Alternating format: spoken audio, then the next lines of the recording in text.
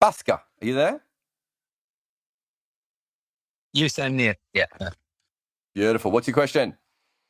Yeah. So I was just wondering about the T20 leagues and that about pinch hitters. So what I feel is that in T20s, the risk reward ratio for having a pinch hitter is much higher because you actually never use more than 7 to 8 wickets in a T20. So a guy like Mitchell Stark or Umesh Yadav or these people we have seen hitting sixes in Test cricket, I see no team actually using a pinch hitter regularly that much. I know Sunil Narayan has done it a bit, and Ram Sarwar used to do it for Nottinghamshire, but as Sam Curran did it for this IPL. But given that the risk reward ratio, and if somebody can come and hit 10 to 10 runs in 5 balls, wouldn't it be much better given that we have got Manish Pandey, Virat Kohli, Shetty kind of players who kind of take time to build up. So why are not more teams using the pinch hitters kind of players right now?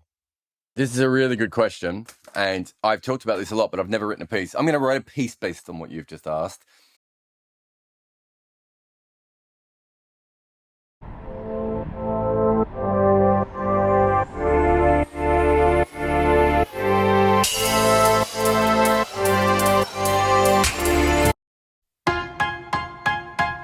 Before we do, I just want to point out that I think this is right, although I'm not sure he got back to me on Instagram. But Bhasker, who is a regular commentator on the Spotify Green Room, he asked a question or suggested something, or I don't know. We had a conversation on one of these chats, I believe, about pinch hitters.